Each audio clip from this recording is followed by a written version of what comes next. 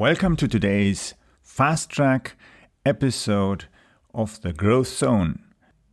The FastTrack is a concept that provides a quick, fast mind feeding for you. Depending whether you listen to it in the morning or in the evening or even midday, you can use it to have some new ideas to guide you through the day.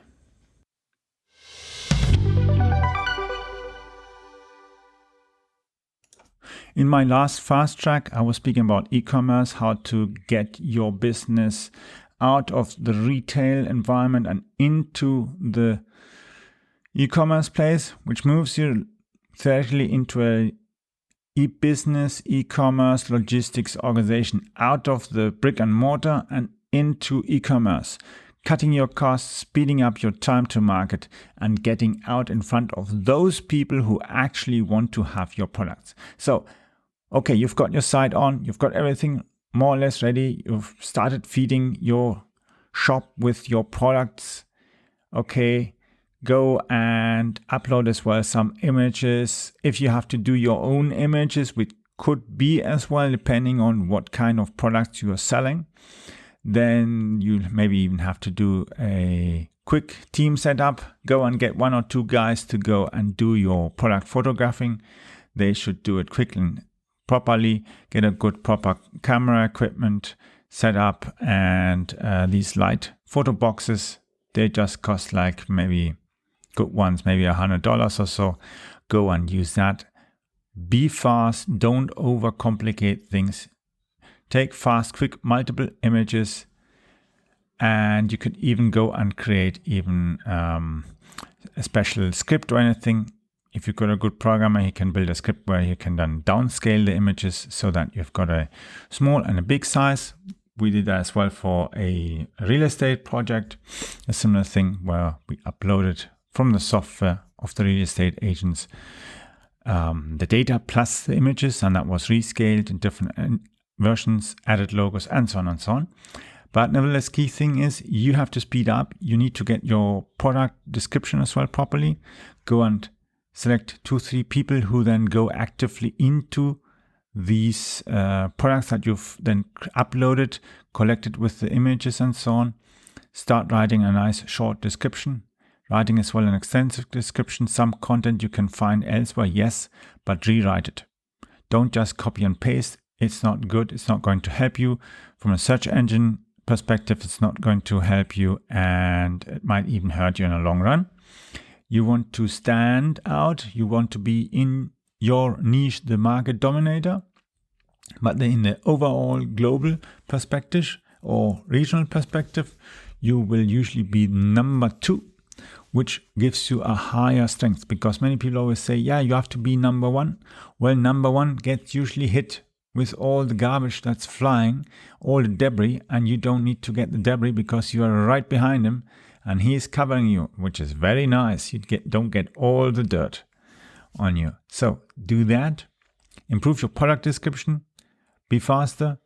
Focus as well on some proper good keywords that really relate to what your audience will be looking for, what they would be buying. Think of their train of thought and not yours. It's what they look, not what you look.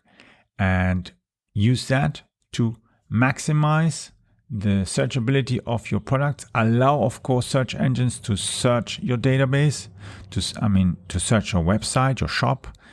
The best thing to have a dedicated domain for that, as I said, like a shop.your domain, which allows as well to later on use that power, that strength of searchability, and maybe other existing searchability of other subdomains to replicate to your shop, which is of course a good advantage if you've already done your homework in the area of backlinks. So that's something you can do. It's of course a bit of time consuming, but if you set your mind onto it and do it properly and work through the entire thing, start getting the stuff out, start connecting. You can, of course, depending on your products, see whether you can do as well some kind of interconnection, feeding to other platforms such as eBay, for instance. if that makes sense, you have to decide as well, of course, whether you really want that. It's a branding and sales platform topic, which is important, because as soon as you are only on that other people's platform, and I mean, for instance, with eBay, you are then only selling your stuff on eBay, and you have repetitive products. So let's say, for instance, you have products like, for instance, phones, you have mugs or furniture, anything that you repeatedly produce in the same way and only you produce, then it doesn't really make much sense in the long run.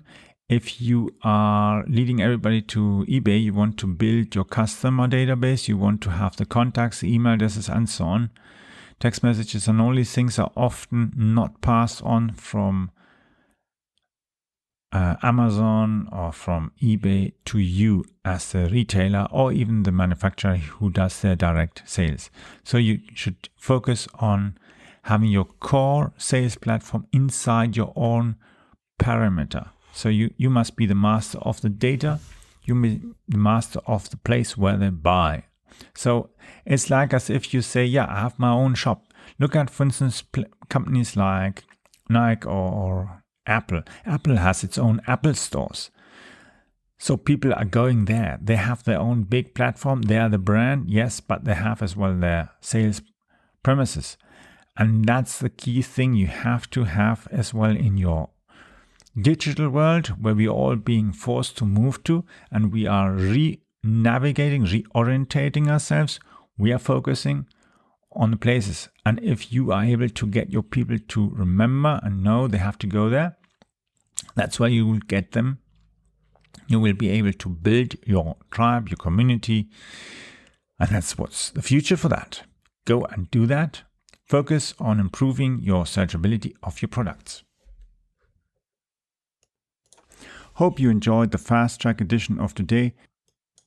You can follow me as well on Twitter by using the Twitter ID CAPBARTSCH.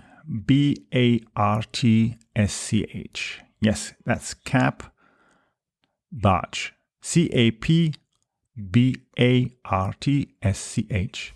See you soon.